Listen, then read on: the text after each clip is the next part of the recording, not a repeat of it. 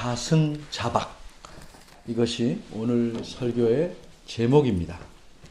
그런데 어린이에게는 좀 어려운 말이라 먼저 간단히 설명하겠습니다. 자승자박에서 자는 자기 스스로를 뜻합니다. 승은 줄이나 끈을 가리킵니다. 박이라는 말은 묶는다는 뜻입니다. 따라서 자승자박이라는 이 글의 뜻은 자기가 자신을 줄로 꽁꽁 묶는다는 것입니다. 이게 무슨 뜻일까? 풀어서 말하자면 자신이 한 말과 행동에 스스로 묶여서 괴로움을 당한다는 뜻입니다. 오늘 본문에는 이렇게 자승자박한 여인이 나옵니다. 어떻게 이 여인이 자승자박하였는지, 그리고 어떻게 해야 우리가 이 본문을 통해서 자승자박하는 일을 하지 않을 수 있는지 생각해 보려고 합니다. 41절입니다. 예수님께서 어떤 여인에게 대답하시는 말씀이 나옵니다. 이 여인은 마르다라는 여자입니다. 예수님께서 이 여인에게 마르다야, 마르다야 이렇게 두 번씩이나 그 이름을 부르셨습니다. 이렇게 두 번씩이나 부르신 것을 보니 여기서 우리는 적어도 두 가지 사실은 알 수 있습니다. 하나는 예수님께서 이 여인의 이름을 아는 것을 보니까 이 여인을 전부터 알고 계셨다 하는 사실입니다. 그리고 이렇게 이름을 부를 만큼 그래도 어느 정도 친숙하셨다 하는 점입니다.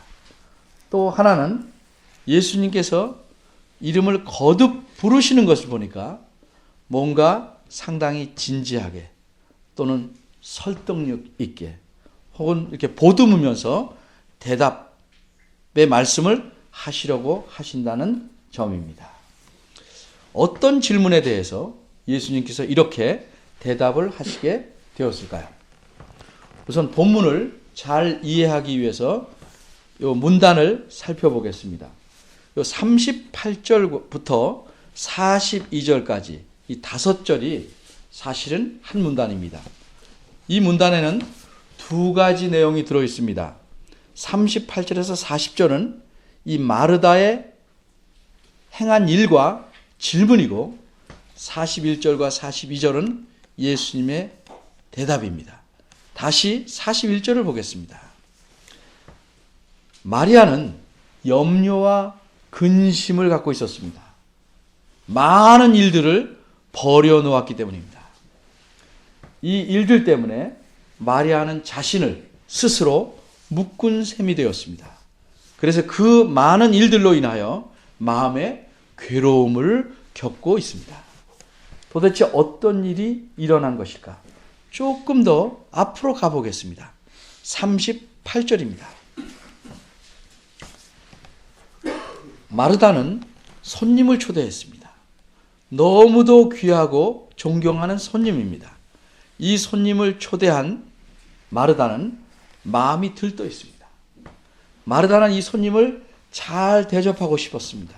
그래서 음식을 잘 준비하려고 합니다. 그런데 준비가 잘 안 됩니다. 음식 재료가 부족하기 때문이 아닙니다. 39절입니다. 마땅히 도와줘야 할 사람이 돕지를 않고 있습니다. 손을 놓고 있습니다. 답답합니다. 할 일은 많은데 도와야 할 사람은 마르다가 볼 때 딴짓을 하고 있으니 속이 탑니다. 마르다의 동생은 마치 난 모른다 하는 것처럼 자기 할 일만 하고 있습니다. 예수님의 발 아래 앉아서 예수님의 말씀을 듣고만 있습니다. 그러니 마르다는 마음까지도 타고 바쁩니다. 마르다의 입장에서 보면 이런 상황에 손님을 다음에 다시 오시라고 할 수도 없고 또 동생이 돕지 않는다고 손님 앞에서 화를 낼 수도 없습니다. 40절을 보면 마르다는 준비하는 일이 많아 마음이 분주한지라, 이런 표현이 앞에 나옵니다. 여기서 분주하다는 말은 우리말에서는 바쁘다 하는 뜻이지만 원어의 뜻에 맞게 정확히 말하면 마음이 산란하다 하는 뜻입니다. 집중을 못하고 마음이 흩어져 버린 겁니다. 따라서 이 말에서 우리가 알 수 있는 사실은 마르다도 예수님의 말씀을 아예 안 듣고 있는 것이 아닙니다. 그러나 그 말씀에 집중을 못합니다. 왔다 갔다 하면서 들으려고 하지만 차분하게 집중을 못합니다. 그러다가 마르다는 도저히 안 되겠다 싶어서 예수님에게 부탁을 합니다. 약간의 원망이 섞인 부탁의 말씀을 드립니다. 마르다가 뭐라고 말했습니까? 40절 중반입니다. 주여, 내 동생이 나 혼자 일하게 두는 것을 생각지 아니하시나이까. 어떻게 이런 부탁을 했습니까? 이런 말을 했습니까? 마르다의 생각은 이렇습니다. 내가 혼자서 음식을 준비하느라고 애쓰며 또 예수님 말씀을 듣다가 또 움직이고 이렇게 바쁘게 움직이는 반면에 동생은 계속 앉아서 듣고 있는 것을 예수님이 훤히 보시고 있을 텐데, 그러면서도 어째서 동생에게 한마디 하시지 않는가? 좀 언니를 거들어 주면 어떻겠냐고 그렇게 말씀하시지 않을까?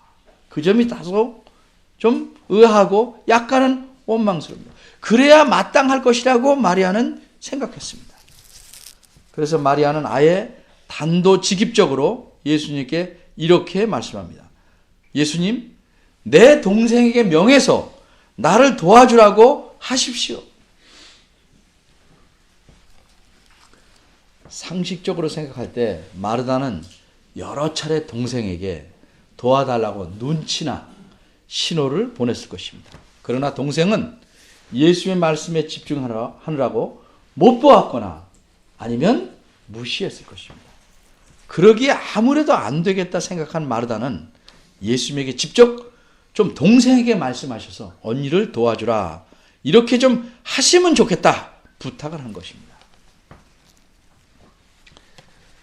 이처럼 당당하게 부탁을 할 정도로 마르다가 생각한 것을 보니까 마르다는 예수님께서 당연히 자기의 정당한 부탁대로 해 주실 것이라 기대함직합니다. 그런데 예수님의 대답은 마르다의 기대와는 달랐습니다. 예수님께서 무엇이라고 대답하셨습니까? 41절과 42절입니다. 예수님께서 먼저 지적하신 사실은 마르다야, 너는 너 스스로 염려와 근심거리를 만들었다는 점입니다. 음식을 많이 준비하느라고 걱정하고 바쁘고 마음 졸이고 있는 것이라고 지적하셨습니다. 물론 예수님을 위해서 음식을 대접하려는 것이 잘못이 아닙니다. 오히려 잘한 일입니다. 그런데 너무 잘 대접하려고 지나치게 음식을 준비한 것이 바람직하지 못한 것입니다. 일반적으로 사람들이 어째서 지나치게 음식을 대접하려고 지나치게 음식을 많이 준비합니까? 이런저런 이유를 다 묶어보면 한마디로 자신이 편하기 위해서, 자신이 만족하기 위해서 그럴 것입니다.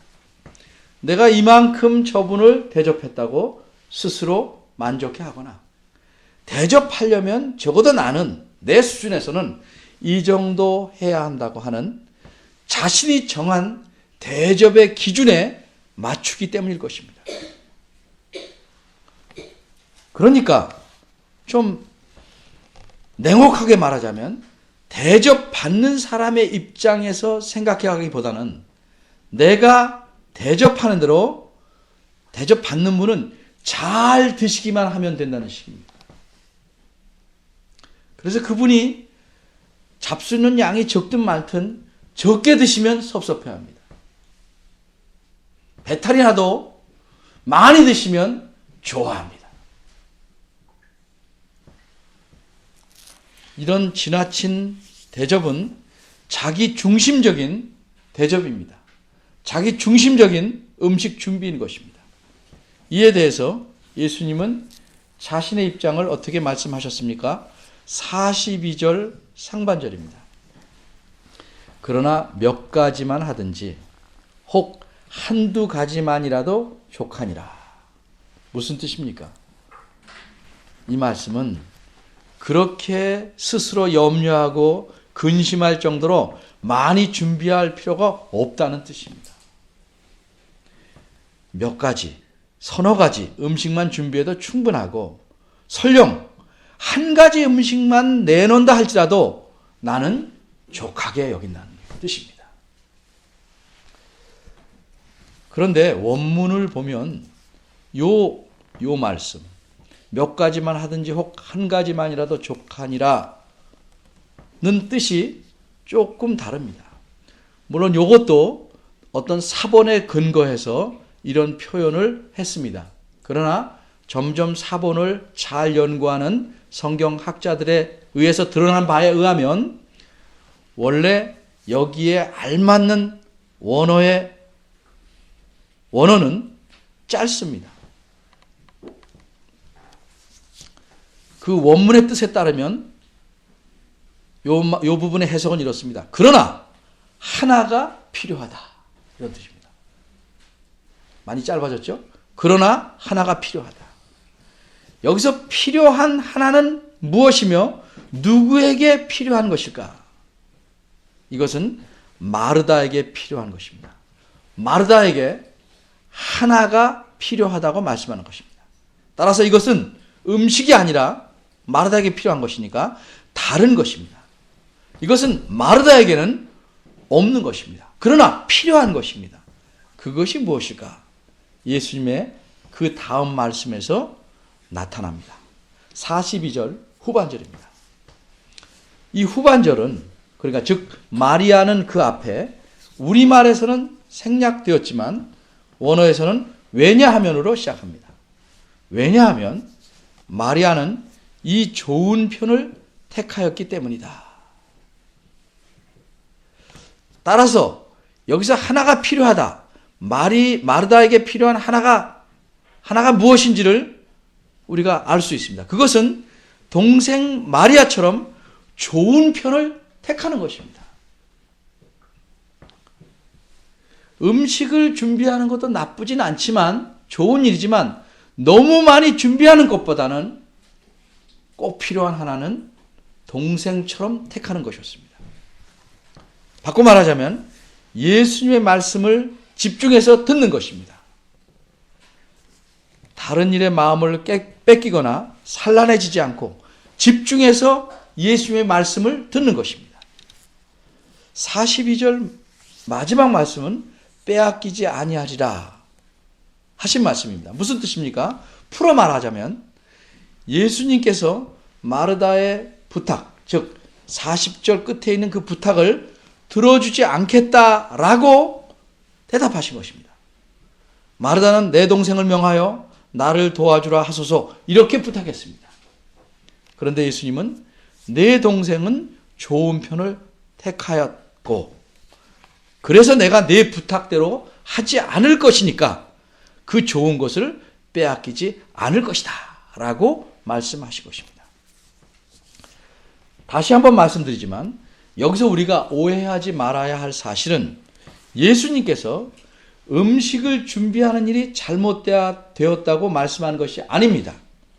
다만 많은 음식을 장만하라고 마땅히 우선적으로 들어야 할 예수님의 가르침에 집중하지 못하는 것이 문제라는 사실을 지적하신 것입니다. 반면에 동생 마리아는 예수님의 가르침을 듣는 일에 집중하였으므로 예수님께서 동생이 더 좋은 편을 선택하였다고 말씀하신 것입니다. 이처럼 예수님의 대답에서 우리가 분명히 알 수 있는 사실은 이것입니다. 예수님께서는 자신의 말씀을 잘 듣는 것을 음식으로 잘 대접하는 것보다 원하신다는 사실입니다. 그런데 지금으로부터 약 1500년대 이후로 한 200년 사이를 우리가 교부 시대라고 하는데, 교부들 그 시대 이후로 교회에서는 이 말씀을 가지고 잘못된 가르침을 끌어내기도 했습니다. 이런 것입니다. 음식을 만드는 것, 즉 행동으로 봉사하는 것보다 말씀을 듣는 것, 즉 묵상이나 명상하는 것이 하나님께 더 가치 있는 일이라고 가르쳤습니다. 이런 점이 수도원 운동에 좀 보탬이 됐습니다. 그러나 이것은 잘못된 가르침입니다.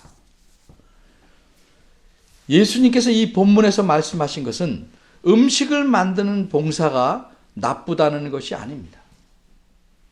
또 말씀을 듣는 것이 더 가치 있다고 여기서 말씀하고 있는 것도 아닙니다. 음식을 만드는 것도 필요한 일입니다. 손님을 불러놓고 굶길 수 없죠. 그러나 음식을 준비하는 일에 지나치게 마음을 쏟기에 예수님의 가르침에 집중하지 못한 것이 잘못되었다고 말씀한 것입니다. 아주 쉬운 예로 이렇게 보통 일반 교회에서는 가정에 신방을 가면 그 대접하는 데 신경 써서 예배에는 집중을 못하는 것과 비슷한 상황입니다. 그런데 어째서 마르다는 이렇게 되었을까요? 마르다가 예수님을 초청한 것이 잘못입니까? 아닙니다. 잘한 일입니다. 음식을 준비하는 것이 잘못입니까? 아닙니다. 그것도 잘한 일입니다. 그런데 문제는 예수님의 말씀 듣는 일에 집중하지 못할 만큼 많이 준비하려고 했다는 점입니다. 그럼 왜 마르다는 이렇게 하였을까요? 그것은 한마디로 마르다에게 우선순위가 잘못 정해져 있었기 때문입니다. 마리아가 우선이라고 생각하는 것이 잘못되었기 때문입니다. 누구나 마찬가지입니다. 우선순위가 바뀌면 더 중요한 것보다 덜 중요한 것에 매달리게 됩니다. 그래서 더 중요한 것을 놓치게 됩니다. 좋은 것들이라고 해서 아무거나 골라서 하면 안 되고 더 좋은 것, 더 중요한 것이 무엇인지를 알고 골라야 합니다. 이 점에 있어서 동생 마리아는 바른 선택을 하였기에 예수님에게 칭찬을 받은 것입니다. 그러나 언니 마르다는 그러지 못해서 스스로 자승자박한 꼴이 되었습니다. 오늘 본문의 사건은 마르다의 집에서 생긴 일이지만 우리가 살아가면서 선택해야 할 일들은 훨씬 많고 다양합니다. 이런 선택에서 우리가 더 중요한 것을 놓치고 그 대신 덜 중요한 것을 선택하면 우리는 불필요한 염려와 근심을 갖게 될 수 있습니다. 그래서 바른 선택은 중요합니다. 그럼 우리가 어떻게 바른 선택을 할 수 있을까? 하나님 말씀을 통해서 그런 것을 배울 수 있는 것입니다. 성경 말씀을 보면 우리가 어떤 것을 선택해야 할지를 분명하게 가르쳐 줍니다. 그리고 성경에 나오는 다음과 같은 큰 원리의 답을 당연히 여러분들이 아는 것인데 이 답을 알면 우리는 더 중요한 선택을 바르게 할 수 있습니다. 재물이냐 하나님이냐 뭘 선택할지 아시죠? 이익이냐 공의로움이냐 사람을 기쁘게 할 것인가 하나님을 기쁘게 할 것인가 이 큰 원리의 답을 압니다. 그런데 이 큰 원리를 여러분 자꾸 다르게 선택합니다. 그래서 수많은 불안과 걱정과 염려와 꼬이는 일들을 가져오는 것입니다. 이뿐만 아니라 우리가 하나님 말씀을 더욱더 깨달아서 바르게 이해하면 할수록 좋은 것들 중에서도 더 나은 것을 택할 수 있을 만큼 충분한 분별력을 가질 수 있습니다. 그렇게 되면 불필요한 걱정과 염려를 덜어놓고 하나님의 평강을 누리면서 살 수 있는 것입니다. 여러분들께서 언제나 하나님 앞에서 더 중요하고 우선적인 것을 선택할 줄 아는 그런 성도들이 되시기를 바랍니다. 기도하겠습니다. 하나님, 때로는 저희가 몰라서 다른 것을 선택하는 것이 아니라 욕심 때문에 그러는 경우가 적지 않습니다. 또 세상에 대한 염려와 걱정 때문에 내 힘으로 살아보려고 애를 쓰다 보니 그렇게 될 때도 적지 않습니다. 성경을 통하여, 하나님 말씀을 통하여 하나님이 누구신지를 바로 알게 하시고 우리의 삶을 주관하시고 우리의 삶 전체를 이끌어 가시는 분이 어떤 분이신지를 마음에 분명히 새기고 이러하신 하나님을 의지하며 살아가는 저희들 되게 하시옵소서.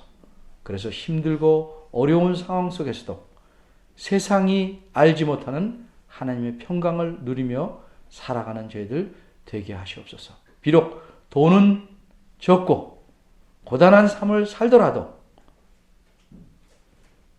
하나님이 주시는 평안을 누리며 사는 저희들 되도록 이끌어 주옵소서. 예수님의 이름으로 기도합니다. 아멘. 다 같이 일어나서 성경 6장 부르시겠습니다.